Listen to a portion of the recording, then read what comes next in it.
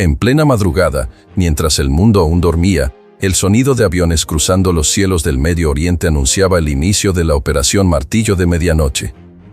Estados Unidos atacó directamente las plantas nucleares de Irán, sin negociaciones, sin anuncios.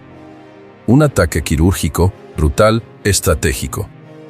Fue un mensaje claro: cualquier amenaza al corazón de una potencia será respondida con fuerza total. Pero por más moderno que parezca, este tipo de respuesta viene de muy lejos. Muy lejos. En la antigua Roma, ese código ya existía, y quien se atrevía a violarlo, pagaba con su propia existencia. Imagina la escena: un ejército extranjero cruzando montañas heladas con elefantes de guerra, marchando directo al corazón de Italia. Eso fue lo que hizo Aníbal al atravesar los Alpes, ignorando las rutas convencionales e invadiendo territorio romano con una audacia que pocos se atrevieron a repetir. Era como si hubiera provocado a una bestia dormida. Y Roma, herida en su orgullo, no olvidó. Soportó derrotas. Lloró pérdidas. Pero mientras el enemigo avanzaba, Roma tramaba en silencio, cultivando el tipo de odio que convierte la estrategia en destrucción sistemática. Años más tarde, llegó la respuesta. Y llegó como una advertencia eterna para el mundo.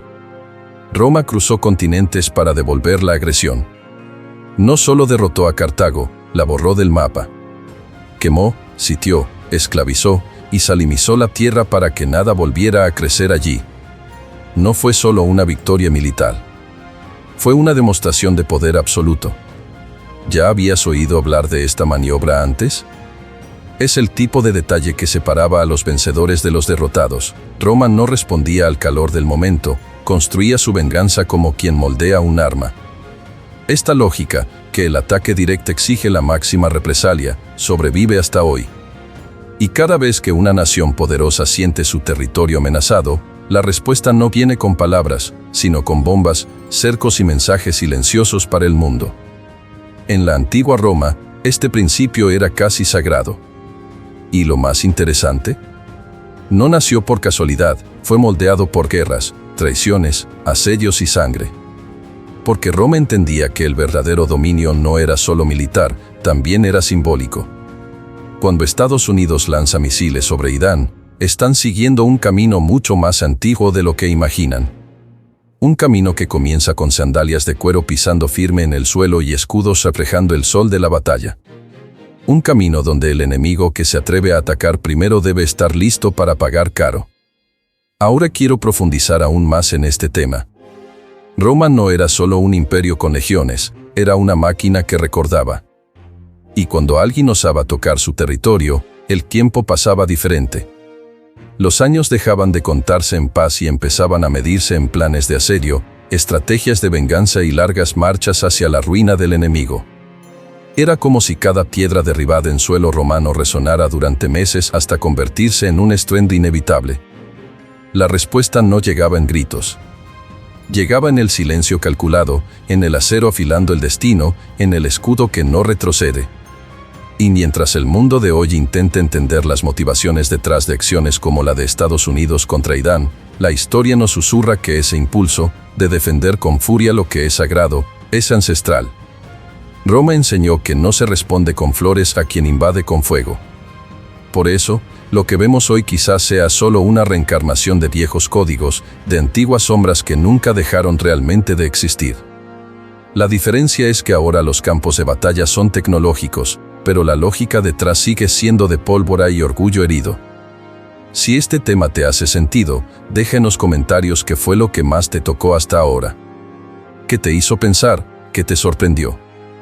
Tu opinión aquí abajo no solo es bienvenida, ayuda a construir este espacio como un hogar de intercambio, de reflexión, de gente que realmente se interesa por la historia detrás de la guerra. Y si este tipo de contenido te atrapa, te intriga, deja un like. Eso muestra que vale la pena seguir trayendo estas narrativas con profundidad y emoción. Y claro, si quieres caminar junto, suscríbete al canal. Tu participación aquí es lo que hace que este contenido llegue a más personas, es lo que transforma esta historia en algo vivo.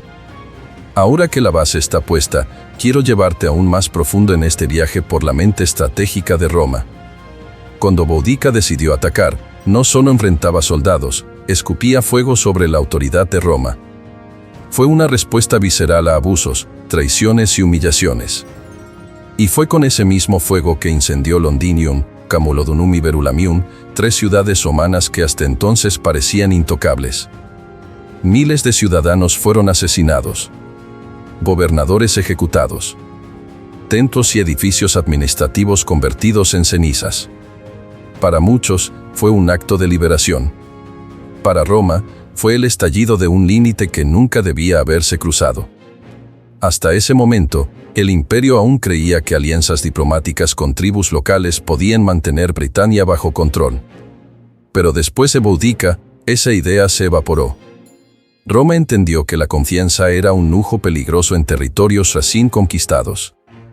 La estrategia cambió.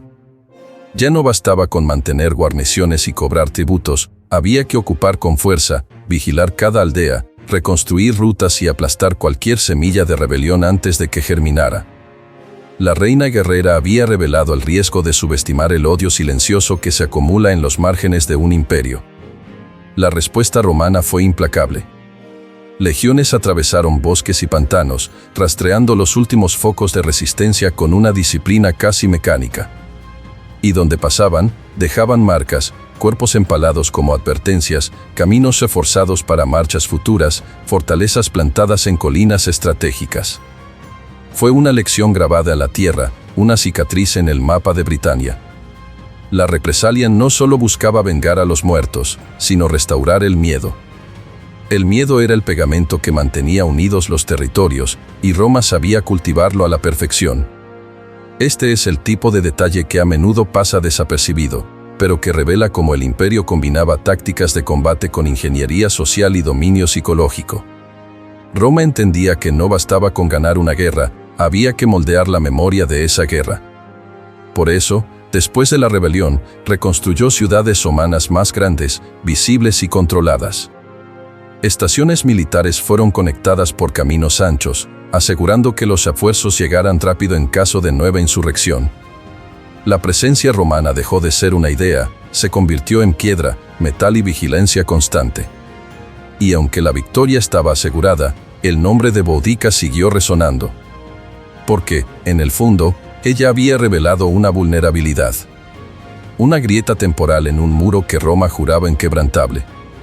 Entender cómo Roma transformaba revueltas en refuerzo de poder revela mucho sobre los engranajes que movían la expansión del imperio y cómo lidió con sus propios fantasmas. Comenta aquí, hierro y fuego, solo para saber que estás conmigo en este viaje por la parte más intensa de la historia. El bosque era denso, húmedo, lleno de niebla. El tipo de terreno donde el sonido de pasos se pierde y el enemigo parece parte del paisaje mismo. Fue ahí, entre árboles que parecían cerrar el cielo, donde 3 legiones enteras desaparecieron. La masacre en el bosque de Teutoburgo no fue solo una derrota militar, fue una herida en el ego de Roma. Era como si el imperio hubiera perdido más que soldados, había perdido la ilusión de invencibilidad. La emboscada liderada por el germánico Arminio reveló algo peligroso, hasta el ejército más disciplinado del mundo puede caer si es guiado por orgullo y confianza excesiva. Pero Roma tenía una característica que la hacía más temida que cualquier otra potencia de la época, aprendía con el dolor. Y transformaba cada derrota en un proyecto. En lugar de retroceder, el imperio reforzó todas sus fronteras. Construyó una línea continua de fortificaciones, llamadas limes, para que nada parecido volviera a pasar. Puentes fueron reformados, caminos rediseñados, y el mapa de Germania empezó a ser reescrito con sangre y madera. El bosque, antes símbolo de seguridad para los pueblos germánicos, pasó a albergar patrullas, puestos avanzados y fortalezas móviles. El emperador Augusto, al recibir la noticia del desastre, habría gritado durante días: «Varo, devuélveme a mis legiones». Pero ese lamento se volvió chispa. Años después, Roma regresó a Germania con fuerza renovada. No para reconquistar territorio, sino para vengar a los caídos. Enterró cuerpos, recuperó estandartes, castigó tribus enteras y mostró que la traición era el peor error que alguien podía cometer contra el imperio. No era solo una cuestión de venganza, era una táctica de guerra psicológica. porque cuando Roma respondía, no solo atacaba el cuerpo del enemigo. Iba directo al alma, al símbolo, a la cultura. Esas campañas no fueron solo militares, fueron narrativas forjadas en hierro. El emperador Tiberio, que continuó los esfuerzos tras Augusto, entendió que controlar esa región no sería solo con armas, sino con miedo. Cada nueva legión que marchaba hacia el norte cargaba el peso de un imperio que necesitaba demostrar que seguía siendo inquebrantable. Y aunque Roma retrocedía geográficamente, nunca retrocedía en la idea. Hacía que todos supieran, el precio de matar legionarios era la visita inevitable de la muerte, el hambre, el asedio y el castigo ejemplar. Jerusalén, para el pueblo judío, era más que una ciudad. Era identidad, alma, centro espiritual de un pueblo milenario. Pero para Roma, cuando estalló la rebelión, esa ciudad se convirtió en otra cosa, un objetivo. Judea ya era un territorio tenso, con revueltas psíquicas, conflictos religiosos y resentimiento hacia la ocupación. Pero cuando grupos como los celotes comenzaron a organizar ataques directos contra soldados romanos, la paciencia imperial se agotó. Y Roma no veía matices cuando era provocada, veía peligro. Y peligro, en lenguaje romano, era algo que había que eliminar con precisión. La campaña de represión comenzó como muchas otras, envío de tropas, intentos de control. Pero a medida que la resistencia se extendía y ganaba apoyo popular, la estrategia cambió. El general Tito, hijo de Vespasiano, tomó el mando y trajo un enfoque nuevo. No se trataba solo de recuperar el territorio, sino de borrar el símbolo de la insubordinación. El asedio a Jerusalén fue brutal. Las murallas quedaron cerradas, se cortaron los suministros y el hambre comenzó a corroer desde dentro. Era un arma antigua, pero eficaz, dejar que el enemigo se debilitara antes de la batalla. Cuando las puertas finalmente cedieron, Roma entró no con prisa, sino con propósito. El templo de Herodes, uno de los más sagrados para el pueblo judío, fue incendiado. No fue un accidente. Fue un mensaje. Las piedras que sostenían la fe fueron derribadas como quien aplasta la raíz de una planta rebelde. Miles murieron, otros fueron esclavizados y muchos huyeron para no volver jamás. El pueblo fue dispersado. Y Roma, una vez más, no se conformó con ganar, rediseñó la realidad, reescribió la historia con sangre y cenizas. La destrucción de Jerusalén no fue solo un capítulo de guerra, sino un manual de dominio. Roma no veía sentido en batallas repetidas. Para ella, el control duradero venía de imponer miedo y anular completamente al enemigo. Esa lógica estratégica estaba presente en todo el imperio. Si una cultura o una fe se volvían peligrosamente inflamables, Roma apagaba la llama en la fuente. Y lo hacía con una frialdad casi matemática, donde cada decisión de aniquilación era precedida por cálculos logísticos, rutas de abastecimiento, organización de las legiones y construcción de campamentos fortificados que anticipaban cada paso de la conquista. Ahora quiero profundizar aún más en este tema, porque cuando entendemos cómo Roma convertía ciudades sagradas en ruinas y usaba el silencio de la destrucción como herramienta de guerra, podemos ver cómo el imperio mantenía su autoridad no solo con lanzas, sino con miedo grabado en piedra. Lo que hacía que Roma fuera tan temida no era solo la fuerza bruta de sus legiones, sino la frialdad con la que elegía sus objetivos, sus tiempos, sus métodos. No reaccionaba en el calor del momento, planificaba respuestas como quien construye un monumento, pieza por pieza, sin prisa, pero con un objetivo claro. La venganza romana era casi científica. No bastaba convencer al enemigo. Era necesario que todos los demás, incluso los que jamás empuñarían una espada, sintieran el peso de esa victoria. El castigo era más que un castigo, era un mensaje grabado en el inconsciente colectivo. Por eso, al castigar una ciudad, Roma no dejaba lugar a dudas. Ejecutaba a los líderes públicamente, demolía monumentos, alteraba la geografía de los territorios. Un ejemplo era suficiente para que decenas de tribus retrocedieran antes siquiera de considerar una rebelión. La estrategia era mental, y eso hacía al imperio aún más peligroso.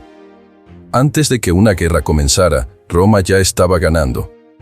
Porque donde había duda, plantaba miedo. Donde había esperanza, esparcía relatos de horrores.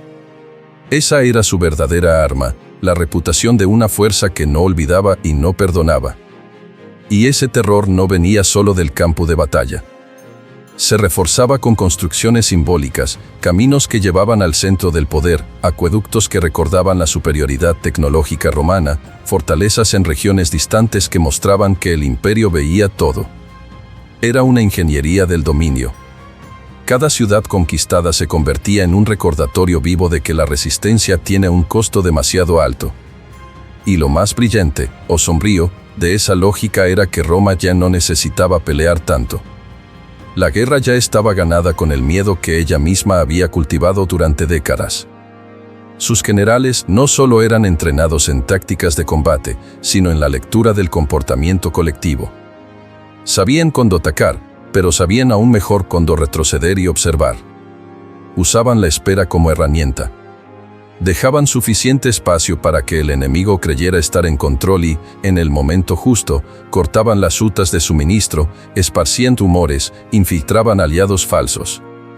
La batalla, muchas veces, ya estaba perdida mucho antes de que se desenvainara la primera espada. Esa sofisticación psicológica hizo de Roma más que un imperio militar, la convirtió en una entidad que flotaba sobre la mente de todos los que se atrevían a desafiarla.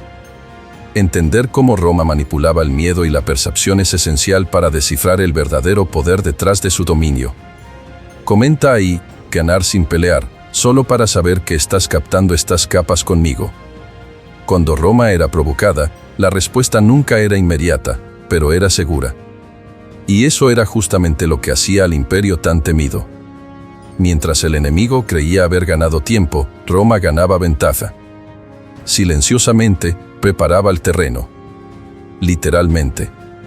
Eran días, semanas, meses trazando mapas, evaluando rutas, estudiando el terreno enemigo como quien lee las fallas de una muralla.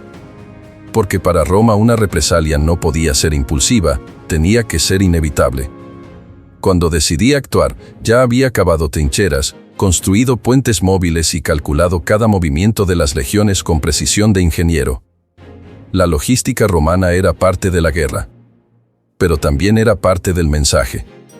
Un camino construido en suelo hostil no era solo una vía de suministros, era una línea recta de dominio, un trazo de arrogancia imperial clavado en el suelo. Las tropas no llegaban cansadas, llegaban alimentadas, descansadas, con suministros asegurados y moral alta. Y eso, por sí solo, ya era un arma. Era como si Roma dijera, no vinimos solo a pelear, vinimos para quedarnos. Esa mentalidad se reflejaba hasta en los detalles, campamentos montados con exactitud geométrica, máquinas de asedio desmontables y mensajeros estratégicamente posicionados para ajustar la operación en tiempo real. Era un tipo de guerra que parecía más construcción que destrucción. Pero al final, el efecto era el opuesto. Porque todo eso preparaba al enemigo para el colapso. Mientras algunos confiaban en la velocidad del ataque, Roma apostaba por la inevitabilidad del avance. Sus legiones no corrían, marchaban. Y cada paso estaba precedido por planificación. La espera era parte de la táctica. Minaba la psicología del adversario, creando ansiedad, esparciendo rumores, haciendo que la derrota comenzara incluso antes del primer enfrentamiento. Era como escuchar un trueno a lo lejos y saber que la tormenta ya viene, solo que aún no se sabe cuán grande será la destrucción. Y había un detalle que mucha gente subestima, la represalia romana también era una puesta en escena simbólica. La elección de dónde atacar, cuándo atacar y cómo terminar la guerra formaba parte de una narrativa. Cuando derribaba una muralla, dejaba escombros visibles. Cuando quemaba una ciudad, dejaba cenizas como advertencia. El enemigo no solo era vencido, era recordado, marcado, expuesto. El ataque físico venía con una capa de significado que reverberaba por generaciones. Era estrategia de guerra y también de memoria.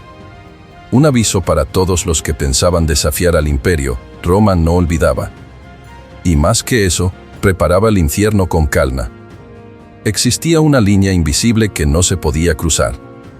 Roma podía negociar, podía retrasar una respuesta, incluso fingir tolerancia frente a provocaciones externas.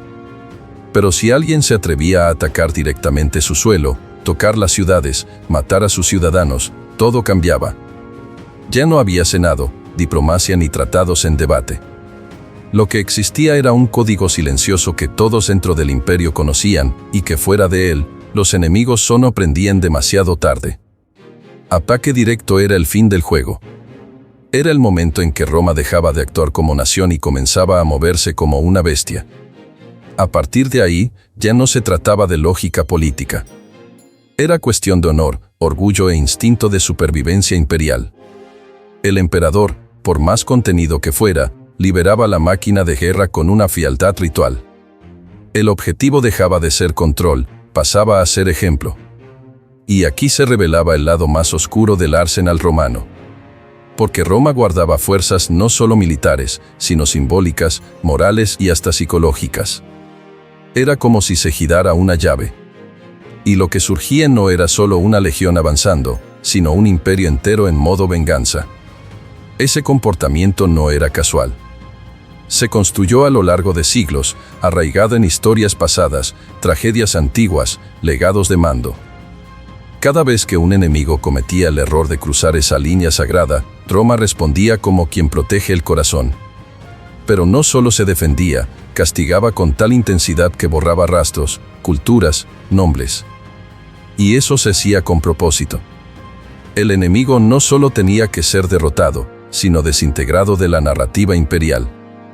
No era solo táctica de combate o armas antiguas, era reescribir la realidad para que el error nunca se repitiera. Esa respuesta autorizada por el emperador no era un rito de desesperación. Era casi un decreto de desaparición. Involucraba espías, asesinatos puntuales, campañas largas y asedios implacables. Cuando Roma activaba esa lógica, no había plazo, no había límite. Podía durar años, como pasó con Cartago. Pero el final era siempre el mismo, destrucción como lección. Ese era el código. Y lo más impresionante es que no necesitaba decirse en voz alta, estaba en las estatuas, en los libros, en las cicatrices que el imperio dejó por las rutas que atravesó.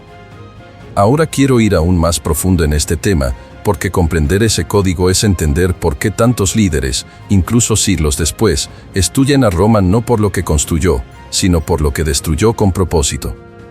El tiempo pasa, los imperios cambian, la tecnología avanza, pero algunas reacciones humanas permanecen intactas. Un ataque directo todavía provoca la misma respuesta visceral de hace 2000 años. Lo que vemos hoy, con potencias modernas lanzando bombardeos quirúrgicos, ocupaciones estratégicas y demostraciones de fuerza en regiones clave, es una repetición sofisticada del viejo instinto romano, reaccionar con todo cuando su orgullo es herido. La diferencia es que ahora los mapas tienen nombres distintos, los arsenales brillan en pantallas digitales, pero el impulso detrás de la represalia sigue siendo el mismo, proteger el centro a toda costa. Cuando Roma era amenazada, todo el imperio se reconfiguraba. Los recursos cambiaban de destino, los generales recibían carta blanca y las decisiones más crueles se justificaban con una lógica simple, es por el bien del orden. Hoy, las narrativas cambiaron de tono, pero la esencia continúa. Lo llaman contraataque, disuasión, estabilidad regional. Pero lo que está detrás sigue siendo el viejo deseo de aplastar el ejemplo para que nadie más se atreva a repetir el error. Y eso dice mucho sobre cómo las guerras modernas siguen cargando fantasmas antiguos, vestigios de las estrategias humanas adaptadas al siglo XXI. Cuando Estados Unidos bombardea una instalación nuclear o Rusia cruza fronteras con blindados, no solo están atacando objetivos militares, están enviando señales.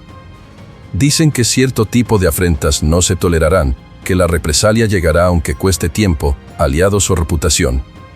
Es un teatro brutal, pero funcional.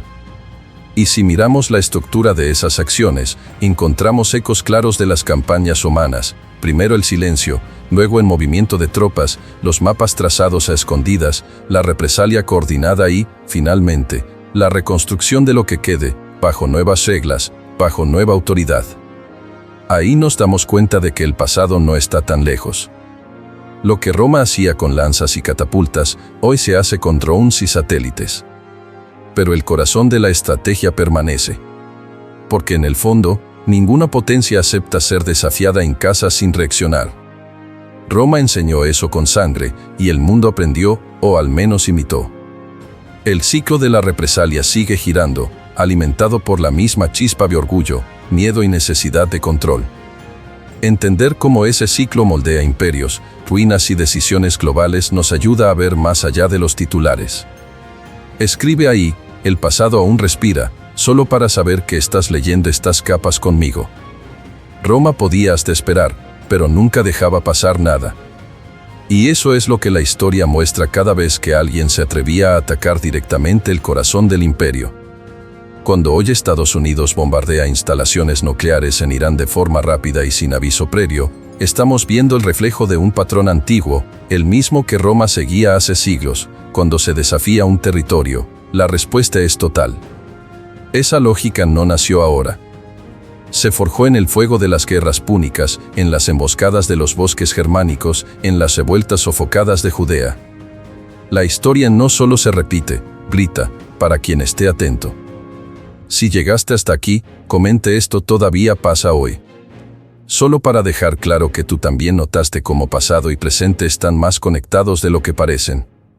Si este contenido te hizo pensar de forma diferente, deja un like. Eso muestra que vale la pena seguir trayendo estas narrativas con esta intensidad. Y claro, si quieres seguir en este viaje con nosotros, suscríbete. Tengo un video aquí al lado que conecta directo con todo esto y te muestra cómo Roma usaba la brutalidad de forma estratégica para asegurar su poder. Haz clic y sigue conmigo por ahí, porque esta línea entre el mundo antiguo y el actual aún tiene mucho por revelar.